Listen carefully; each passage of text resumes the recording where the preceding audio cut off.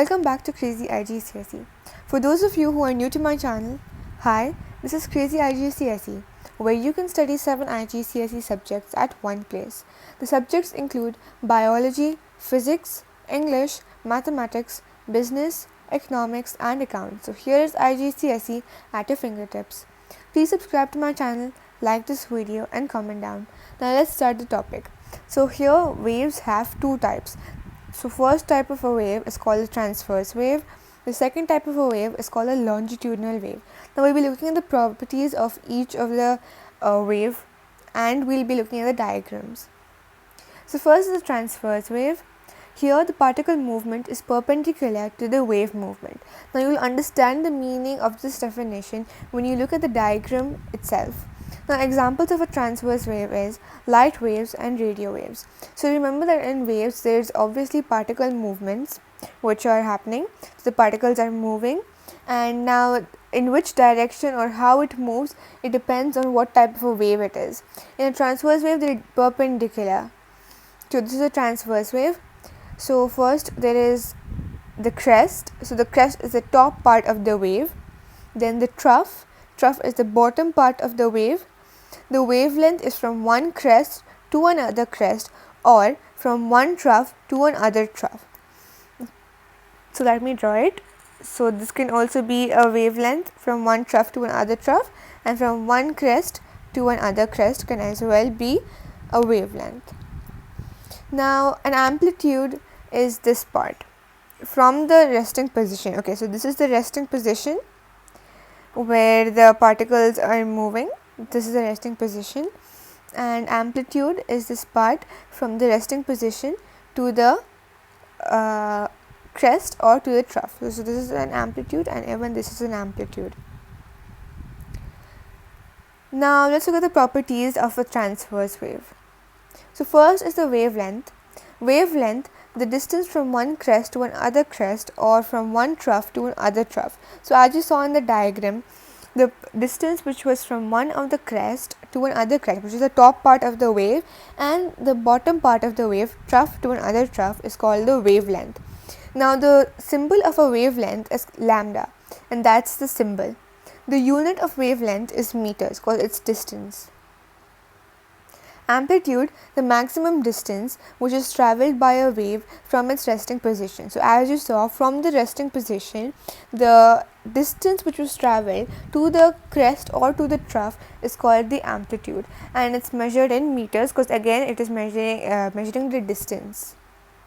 Frequency is a number of waves travelling in a second. Now how many waves travel in 1 second is called the frequency. Now the unit of a frequency is hertz. So you can write it in capital H and small z, or and it's also represented by NF. Now to see if a wave is having high frequency, we'll look at a pair of examples of what has high frequency and what has low frequency. So I drew one diagram there, and this is the second diagram. So here if you see the distance, the wavelength, which means the distance from one crest to one other crest, or from one trough to another trough, is very small. So it's having a very small wavelength. And in this diagram, the wavelength is large. So the distance is little bigger than the distance in the first diagram. So this is first diagram, and this is second diagram. So in the first diagram there are one more thing. Now we need to know how one wave looks. So this is one wave. There will be one crest and there will be one trough.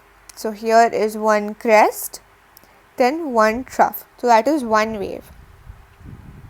So here as you can see, there is one wave, the second, third, fourth, fifth, and sixth. So there are 6 waves, and here there is 1, 2, and then you could count this as like a 2.5 sort of. So as you can see here, there are in the first diagram there are more waves than the second diagram. The second diagram has fewer waves. So this is called frequency. Time period is the time taken for one completed wave. Now this wave, how much it takes time, that is called a time period, and it is represented by a capital T, and the unit is seconds. Also remember, in frequency, the frequency is represented by a small f. Now let's look at the formulas. So the formula for calculating the time period is 1 divided by f, which means 1 divided by the frequency, and the unit of time period is in seconds. Now to calculate velocity, you have to do frequency into wavelength, and to calculate frequency, the velocity divided by wavelength. Now what will the unit be? The unit for velocity will be meter per second, and the unit for frequency will be Hz, which is hertz. Now let's look at a longitudinal wave. That's the second type of wave. So longitudinal wave is the particle movement which is parallel to the wave movement. The example is sound waves. Now this is an example of a longitudinal wave. So as you can see, there is a difference between a longitudinal wave and a transverse wave, because in a transverse wave it is going perpendicular, it's going like this. However, in a longitudinal wave it is going like this, which is parallel. So now we'll be looking at each part. So the first one is the compression.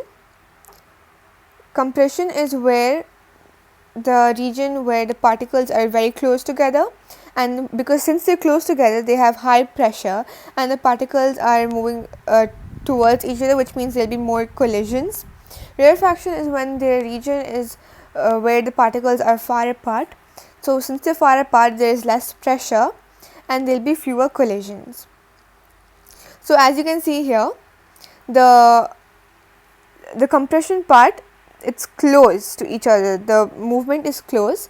However, in a rarefaction, you see it is a little far apart. So this is compression, this is rarefaction.